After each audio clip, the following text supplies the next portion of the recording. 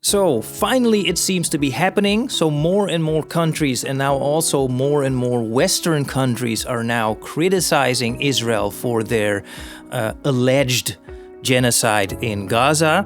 So more and more we're seeing examples of articles in the news of governments halting support. So let me give you a few examples. So Dutch court, let's call it the Supreme Court, has ordered government to stop exporting F-35 parts to Israel. F-35, of course, is a fighter jet. Also, Spain and Belgium have suspended arms exports to Israel. Also, the Italian foreign minister has said that they have halted all arms shipments to Israel basically since October 7th. Even the UK is criticizing, is more critical of Israel. So as this article says, so UK's David Cameron slaps sanctions on extremist Israeli settlers. That is being more critical, although I have to say we've seen this tactic before in the US. So also the US has said that now they will sanction Israeli settlers, and they've perpetuated this story like it's that they're really doing something about the genocide that's taking place. Well, it turns out that they only sanctioned 4 settlers. So 27,000 civilian deaths versus 4 settlers that were sanctioned. To me, it seems a little bit out of proportion. So the UK is now basically doing the same thing. To me, it's posturing. You know, they're trying to make it look like they're now very tough on Israel, but in practice, it doesn't really mean anything. And also, you know, this story from CNN says Biden growing more frustrated with Netanyahu as Gaza campaign rages on. Well, that's very nice that he's getting more frustrated. Meanwhile, they're still providing Israel with weapons, just like the UK. And this is also being said by Joseph Borrell, who I've not always been a very big fan of.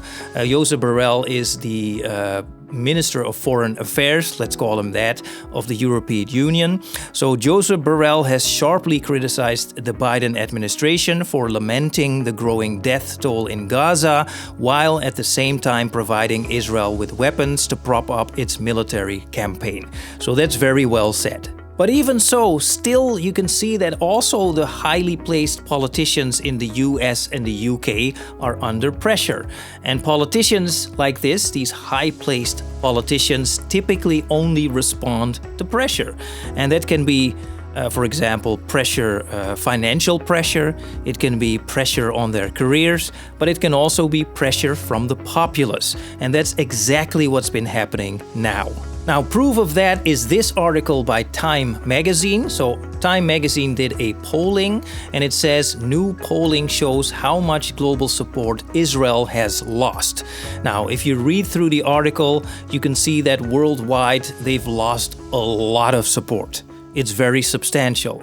And this article was published on January 17th.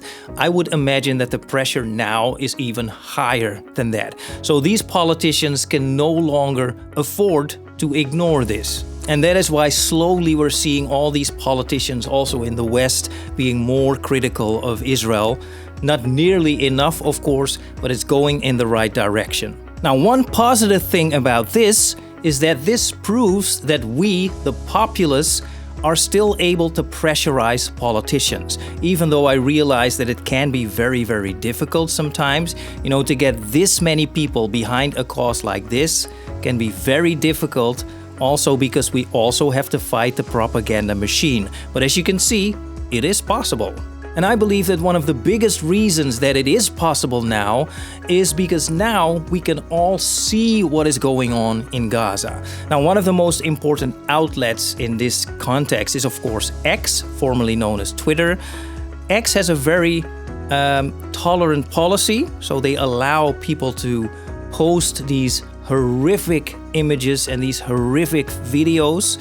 Some might even say that it shouldn't be allowed because it's too horrific to watch. Well, I agree that it is horrific to watch. I can't watch it for longer than a few minutes because it really literally makes me sick to my stomach.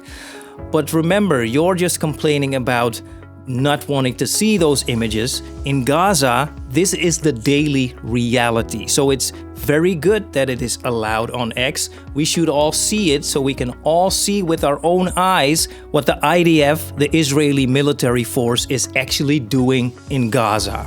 And I really wonder, is there anyone out there left? You know, no matter what side you're on, if you're pro-Israel or if you're pro-Palestine or whatever you are, is there anyone out there that can truly, honestly say that they don't believe that genocide has been going on in Gaza? I think that's impossible.